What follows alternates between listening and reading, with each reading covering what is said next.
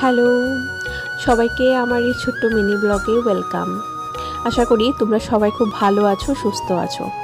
তো আমি তো এসেছিলাম বাবার বাড়িতে কিছুদিনের জন্য ঘুরতে। তো এখানে এসে আজ ঘুম থেকে উঠে প্রথমেই আমি ঘরগুলিকে একটু পরিষ্কার করে নিচ্ছি।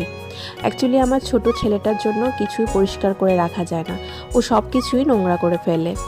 ঘর গোছাতে গোছাতে হঠাৎ চোখে পড়লো আমার ছোটবেলার পুতুলগুলোর দিকে। একে একে সেগুলিকেও গুছিয়ে রাখলাম, আর মনটা যেন আচমকাই ফিরে গেল সে ছোটবেলার দিনগুলিতে। কত স্মৃতি, কত গল্প, সব কিছু ভীষণ নস্টালজিক ফিল করিয়ে দিল। একটু ফ্রেশ হয়ে বাড়ির বাইরে বেরোলাম।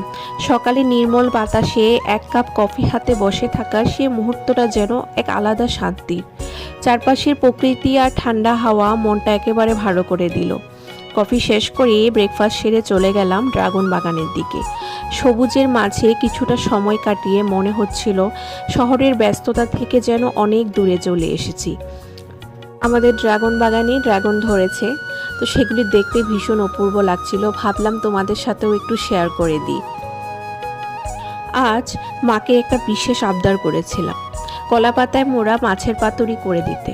এটা খেতে আমার ভীষণ ভালো লাগে। মাও ভালোবেসে বানিয়ে দিল। কলাপাতা খুলতেই যে গন্ধটা বেরোলো, খুব সাধারণভাবেই বানিয়েছিল, আর এটা খেতেই আমার ভীষণ ভালো লাগে। তোমাদের কাদের কাদের মাছের পাতুরি খেতে ভালো লাগে আমাকে একটু লিখে জানিও তো। তো দেখো, এখানে মাছগুলি ভালো করে ধুয়ে পেঁয়াজ, তারপর লঙ্কা বাটা, জিরা, হলুদ, লবণ এগুলি দিয়ে ম্যারিনেশন করে কিছুক্ষণ রেখে দিয়েছিল। আর এতে একটু বেশি করে লঙ্কা দিলে টেস্টটা ভালো এনহ্যান্স হয়। গরম ভাতের সঙ্গে না সে মাছের পাতুরি সত্যি বলতে ভীষণ ভালো লেগেছে। খেতে খেতে মনে হচ্ছিল এই স্বাদ শুধু খাবারের নয়, এর মধ্যে মিশে আছে মায়ের হাতের রান্না, বাবার বাড়ির স্মৃতি আর ছোটোবেলার সে অচেনা গল্প।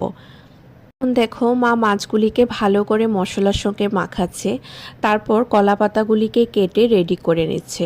কলা পাতাতে এখন একটু তেল মেখে তারপর প্যানের উপর বসিয়ে দেবে। একদম কম আঁচে এই পাতুরিটা করতে হয়, নয়তো লেগে যাওয়ার সম্ভাবনা থাকে। কম আঁচে করলে ভেতর থেকেও মাছগুলির ভেতর মশলাগুলি ভালো করে ঢুকে আর খেতেও ভীষণ টেস্টি হয়। তোমরা হলে এই পাতুরিটাতে আর কি অ্যাড করতে আমাকে একটু লিখে জানিও তো। গরম ভাতের সঙ্গে না মায়ের হাতের এই কলা পাতায় মোড়া মাছের পাতুরিটা সত্যি বলছি ভীষণ ভালো লেগেছিল। আচ্ছা, আমার ব্লগগুলো যদি তোমাদের ভালো লেগে থাকে তাহলে প্লিজ সাবস্ক্রাইব করে পাশে থাকবে, আর ভিডিওটিতে লাইক কমেন্ট করবে। সবাই ভালো থেকে।